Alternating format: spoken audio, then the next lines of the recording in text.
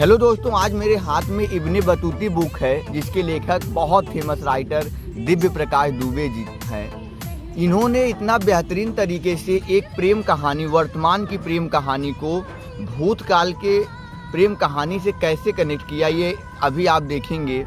दूसरी बात, राजनीति कैसे प्रेम को प्रभावित करती है।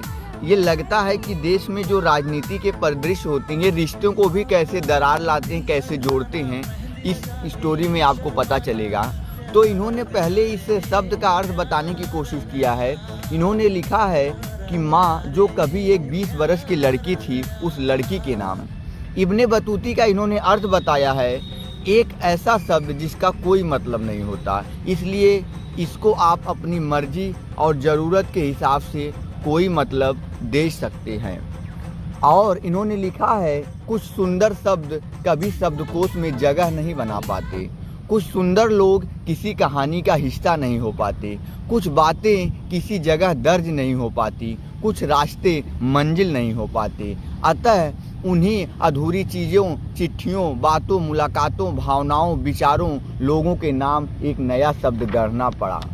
और इन्होंने लास्ट में और भी ऐसे लिखते चले गए हैं, कुछ शब्द ऐसे होते हैं जिनको सहेजने वाले इस दुनिया में बस 2 लोग होते हैं, वो शब्द जो इस रिश्ते के साथ मर जाते हैं, तो कई बार वही शब्द इस दुनिया को बचा लेते हैं। दरअसल कहानी ये है कि एक लड़का राघव है, उसकी माँ सालू है।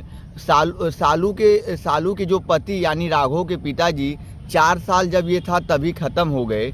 और सालू का पहले एक चक्कर चलता था कुमार आलोक से, वो यूपीएससी की तैयारी करते, बाद में यूपीएससी सेलेक्ट भी हो गए। इस तरीके से ये आता है कि कहानी का मोड़ बीच बीच में पंच लाइनें हैं। जैसे माँ के बारे में इन्होंने दिव्य प्रकाश दुबे जी ने लिखा है कि माँ जैसे जो जितना ज़रूरी काम होता हम उतना आसानी से भूल जाते हैं। जैसे सांस कितना ज़रूरी है, हम भूल जाते हैं कि सांस कब लेना है। बट उसी तरीके से माँ भी है, माँ का हम लोग कहाँ ध्यान दे पाते हैं। माँ अगर दुनिया में माँ ना होती तो हम लोग अपना गुस्सा कहाँ बता पाते, किससे बताते। तो गुस्सा कम करने की टेक्निक उन्होंने माँ शब्द दिया, माँ का भी बहुत अच्छे से व्याख्या किया।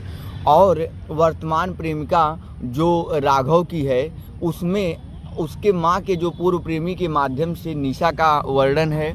और इस तरीके से मंडल आयोग का जो 1990 का आंदोलन था, कुमार आलोक और सालू का जो प्रेम प्रसंग कैसे फ्लैक्चुएट करता है, वो भी उन्होंने बताया है। तो कहानी बहुत प्यारी है, लास्ट में एंडिंग बहुत खतरनाक। आप पढ़िए और बताइए। धन्यवाद।